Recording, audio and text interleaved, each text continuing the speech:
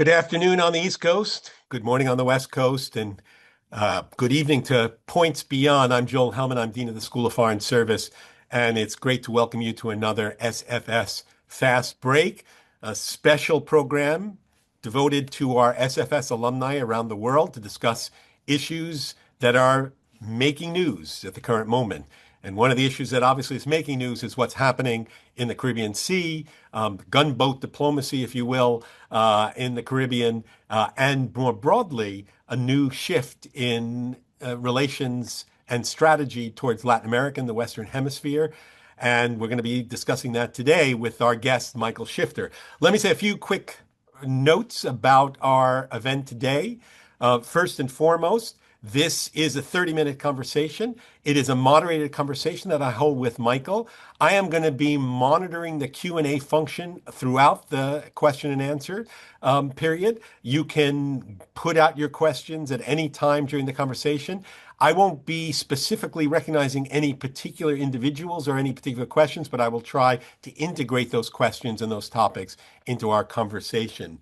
And I want to let you know that this session will be recorded and will be placed on the SFS YouTube channel. So with that, let me, of course, begin by introducing Michael Shifter. Michael Shifter is the former president of the Inter-American Dialogue, a leading DC think tank on the Western Hemisphere, where he served for nearly 3 decades. He's been a regular commentator on U.S. Latin American relations on CNN and BBC, and in a number of different newspapers and periodicals around the world. And he previously served with the National Endowment for Democracy and the Ford Foundation. But most importantly, he's been teaching here at SFS since 1993. So he's a longtime SFS member of our teaching staff.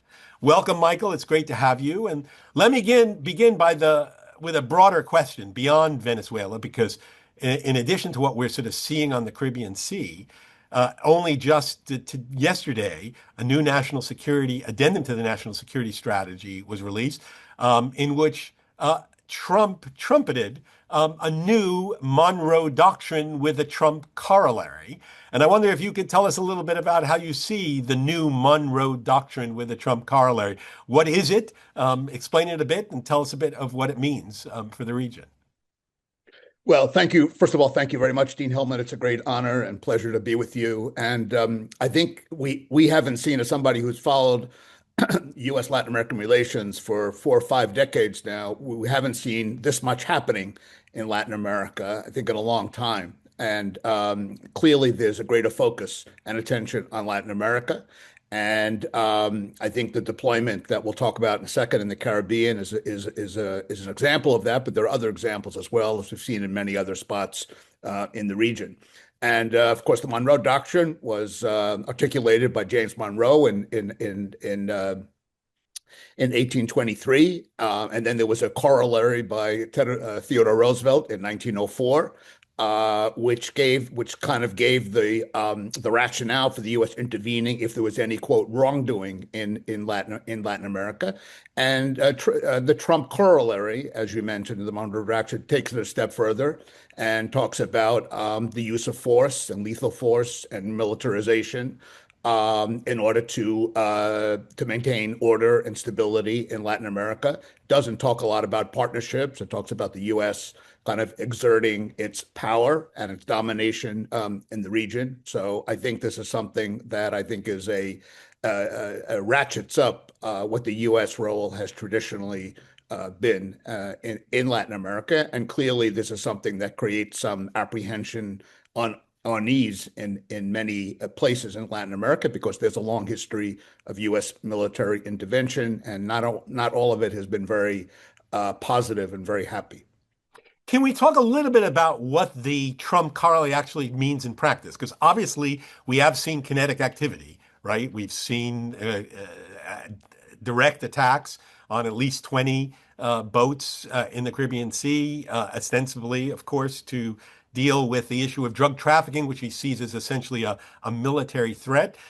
We also know that there is an increasing military buildup in the region. Tell us a little bit more about what the operationalization of this militarization of of our engagements in the Western Hemisphere beyond law enforcement and beyond migration issues. What does it mean in actual practice? Well, clearly, the United States is pressuring a lot of countries to use the military to fight the drug war. That this is, including in Mexico, pressure on President Sheinbaum. The United States is increasing its troop presence in Panama. Panama has been a flashpoint from Trump's inaugural address because of the Chinese role in the Panama Canal. So that's been a priority as well. And the United States is also working with giving military support to President Noboa in Ecuador, which has really been the center for a lot of drug trafficking and actually has the highest homicide rate of any country in Latin America.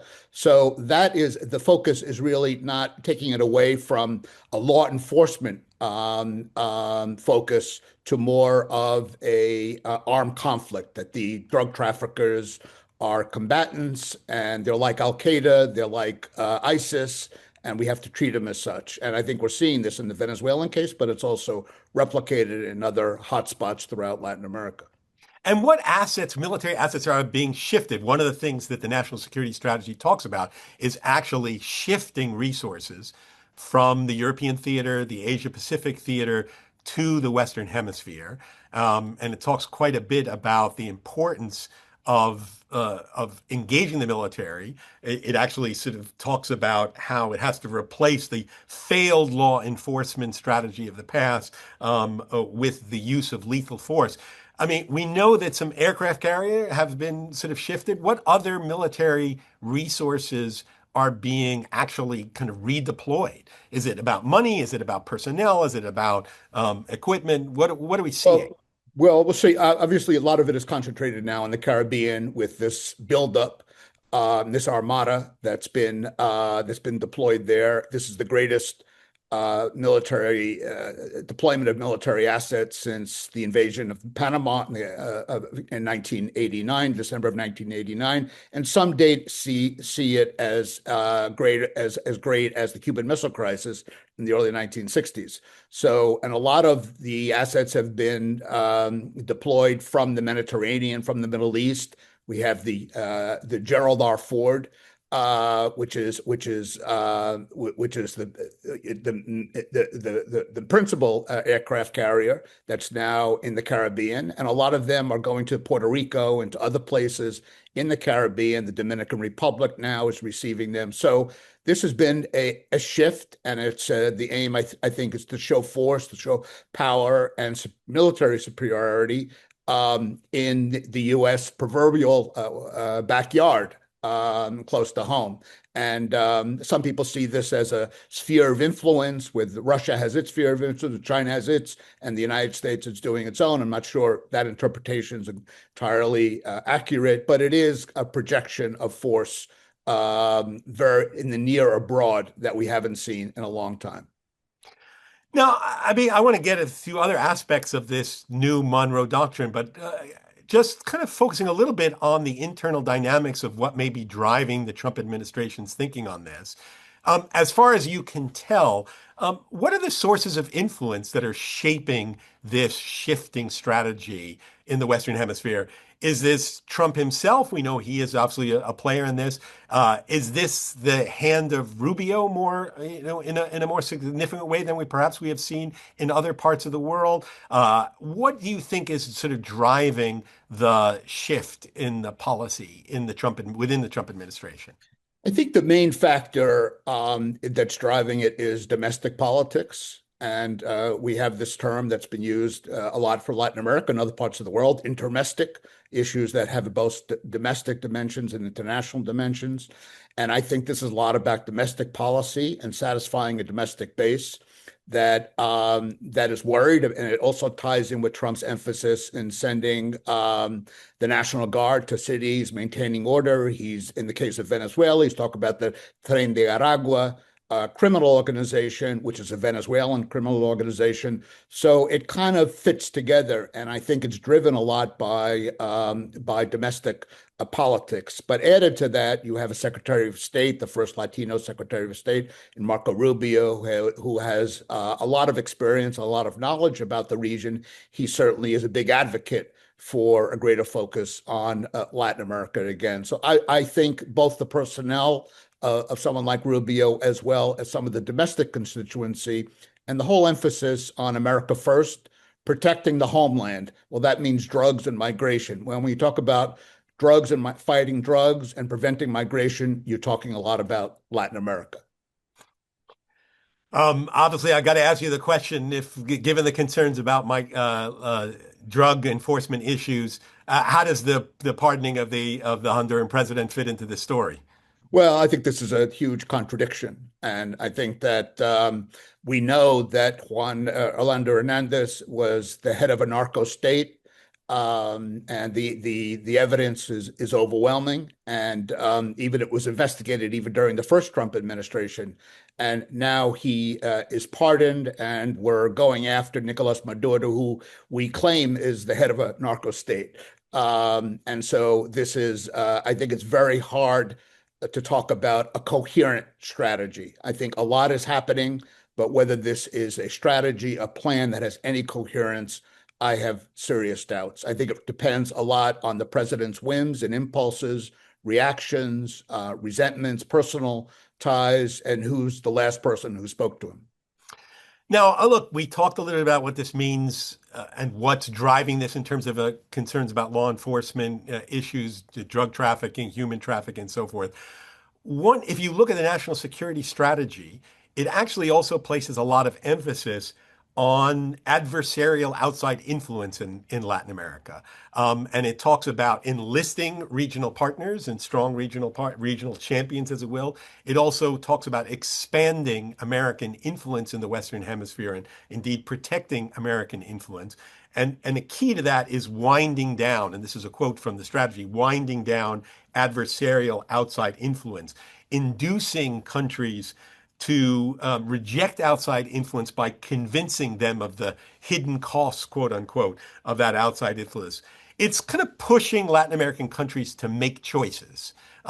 First of all, tell us, how serious is the problem of outside influences in the Western Hemisphere? To what extent does this really kind of threaten the dominance of U.S. engagement and interest in Latin America? And, what is the likely impact of this effort to kind of force partners to make choices about those influences?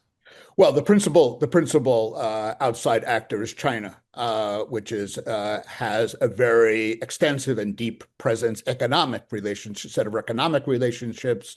First, they're involved in financing and trade, now investment, and big infrastructure projects, traditional infrastructure, now high-tech infrastructure in some places. And so they have extensive ties with Latin America, and in fact, is the major trading partner for South America. Mexico obviously is the exception there because of its deep ties to the United States. So China is a huge actor, and Russia also is involved, but more not on the economic side, more on the geopolitical side, more in spreading disinformation, arms sales to some of its allies like Venezuela and like Nicaragua.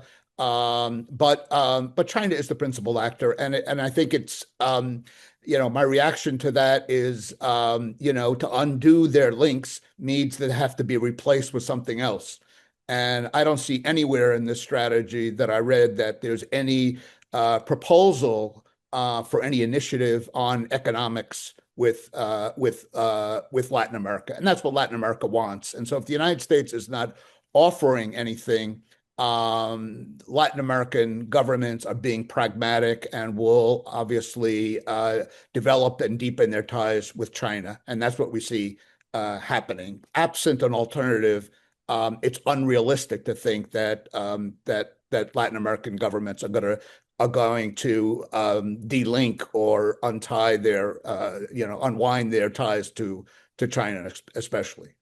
Has there been some immediate reaction to to the new strategy and obviously to the specific kinetic activities in the Caribbean? Are you starting to see clearly a Latin American response? And obviously, there's tremendous diversity among Latin American governments. We understand that, but what can you say about the response so far, both to the attacks and to the broader strategic questions of how the U.S. wants to reshape relations in the Western Hemisphere?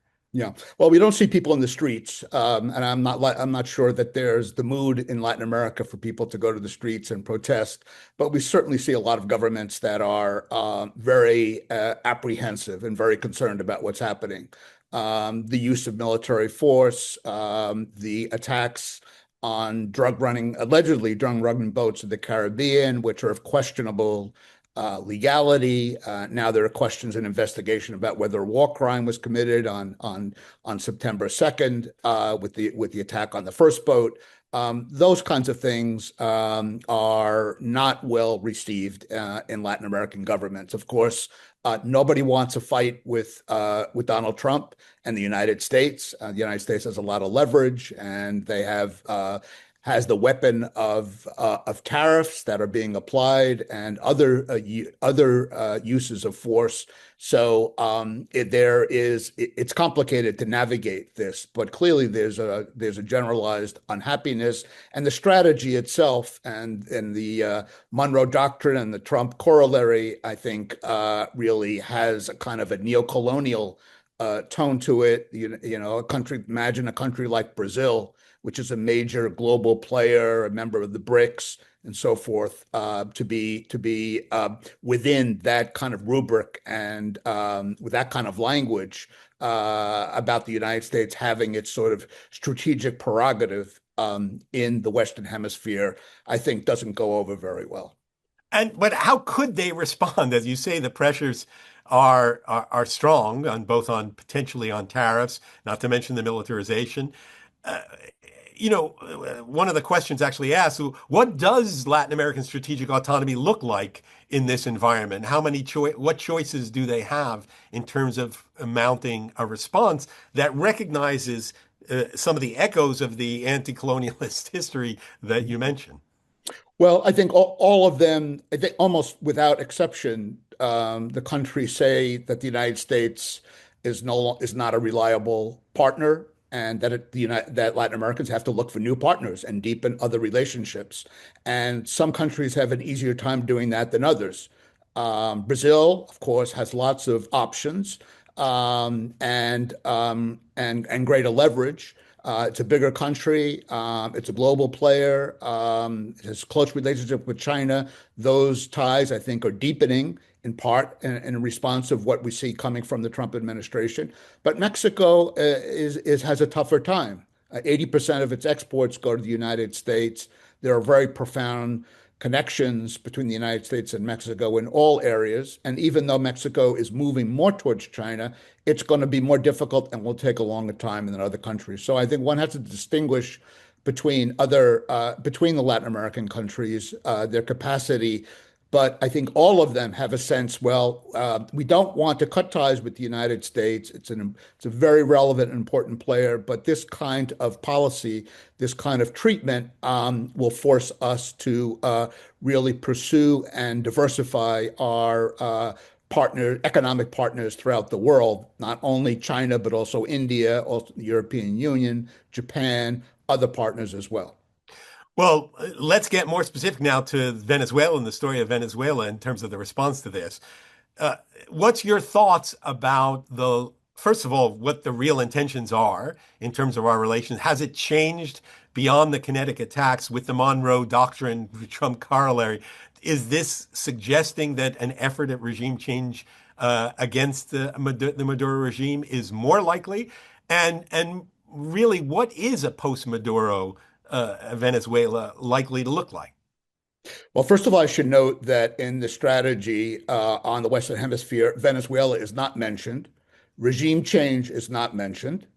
And yet, from all indications of what's been put in place by this administration, not only the military deployment, but the threats, the approval of the CIA operating in Venezuela, all of it points to the objective of regime change. So I think that what the administration would most like is to have Maduro out, and they're hoping that this intimidation and pressure campaign, which is quite significant, will result in somebody and a fracture in the armed forces, a crack in the armed forces that will eventually oust Maduro from power, from coming from the inside, but instigated by the United States. And I think the CIA might play a role in that. I think that's the hope and the bet. So far, Maduro, there's no sign of that happening. Maduro is digging in. It's not clear there are fractures in the armed forces. And the other options that are on the table, I think, are a possible military strike on some targets in Venezuela, perhaps an airstrip that transports cocaine that comes from Colombia, and most of it goes to Europe, by the way. It doesn't go to the United States. Very little of it goes to the United States, but perhaps just a show of force to further intimidate the regime, and that perhaps rattling Maduro and creating panic that would eventually lead to his departure. I think regime change, an invasion of and committing troops is the least likely scenario. I don't see that happening. That would be enormously risky for the Trump administration, and I think it would create havoc and chaos in Venezuela. So it's very unclear exactly. I'm not sure even President Trump and his administration has a sense of what they're going to do. What they're doing is it's a psychological warfare is underway, and there's a lot happening. And I think the intention is regime change because fighting drugs doesn't make any sense. Blowing up boats in the Caribbean is not an effective. Leaving the legality aside for a second, it does nothing to make a dent in the drug trade and the drugs that are coming from the United States, which, by the way, what is most concerned here is fentanyl. Fentanyl is produced in Mexico, not in Venezuela.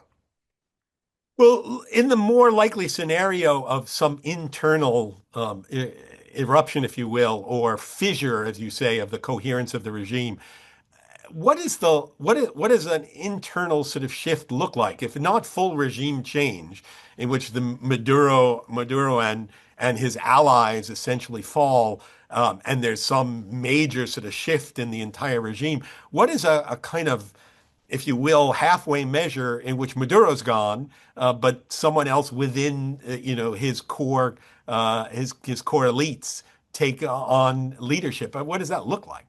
Well, there have been reports that in the conversation that Maduro had with President Trump, that there was talk about his vice president, Delcy Rodriguez, perhaps taking over, calling elections in 2 years, and presiding over some transition.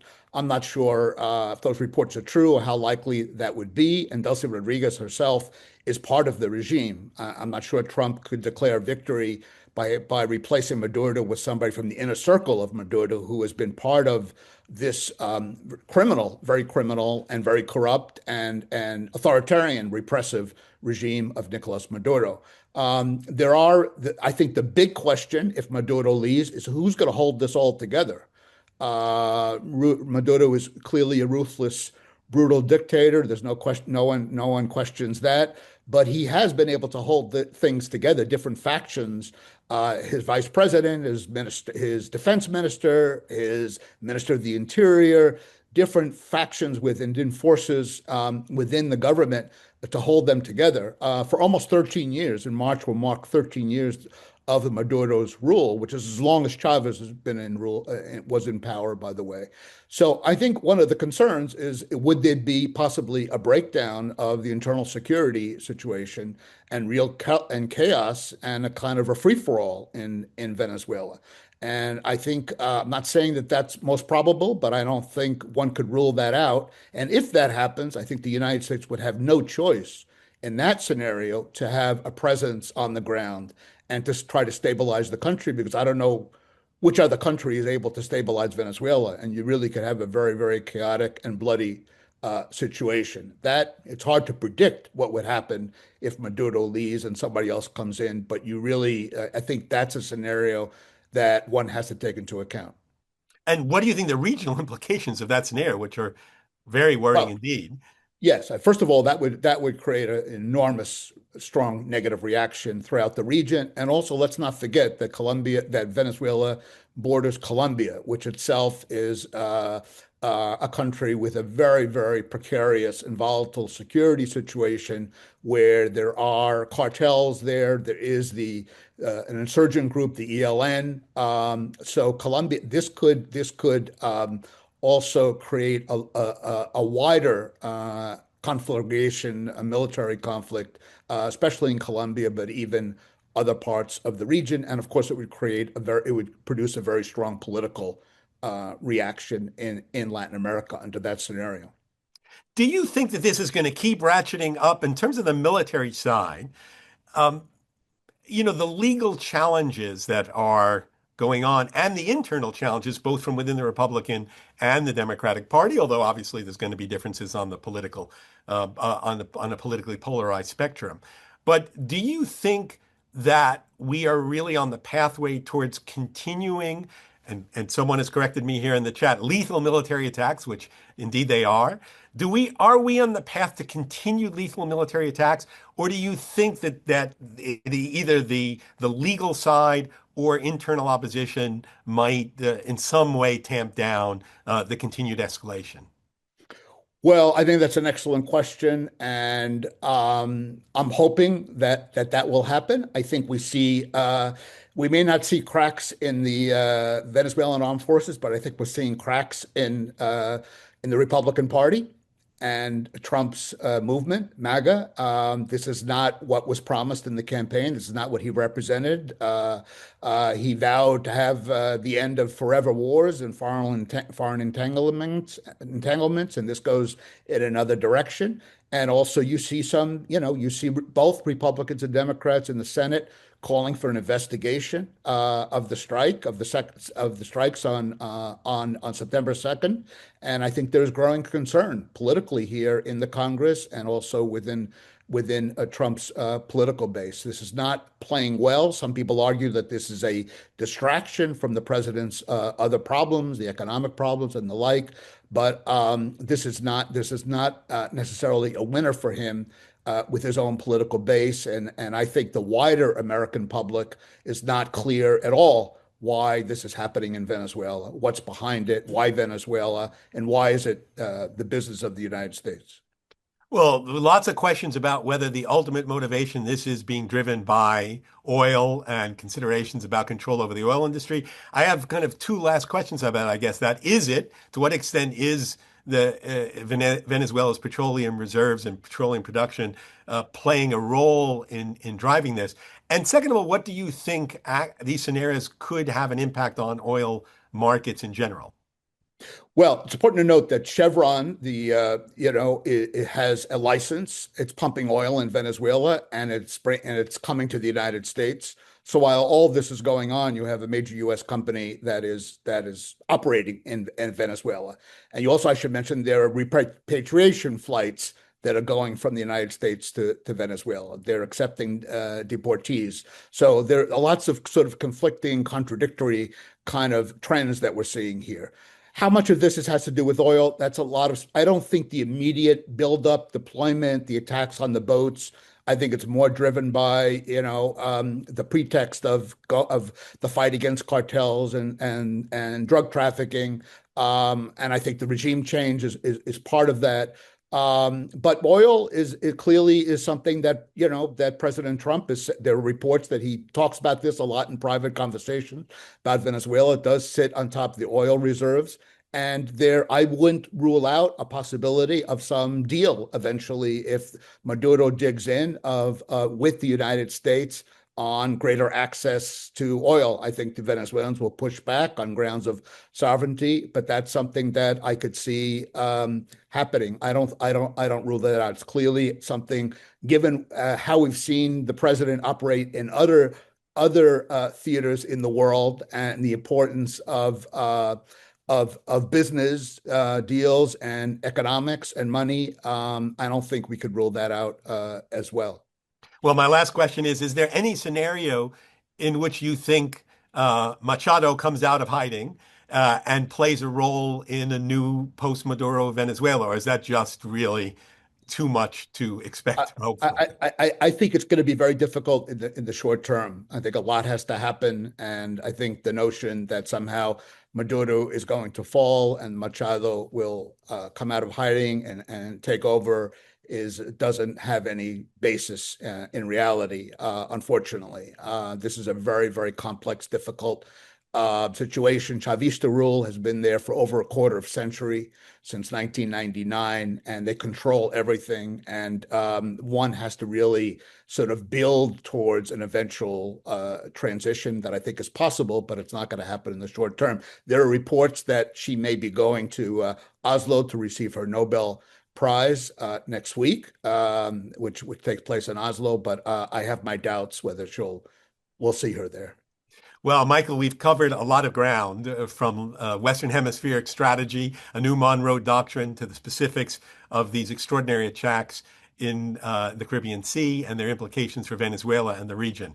There's a lot to process, but I want to let people know that this dialogue is recorded, has been recorded, and will be posted on the SFS YouTube channel. So if you search, you will see not only a recording of this conversation, but all of our fast break sessions that we've done over the last year. And we will continue to bring you fast break sessions as the news dictates. And the news is dictating quite a few of these sessions lately. So I expect to see you again all soon. Thanks so much, Michael, for your insights. And thank you, SFS audience around the world, for joining us. And we look forward to seeing you again at another fast break episode. Thanks very much.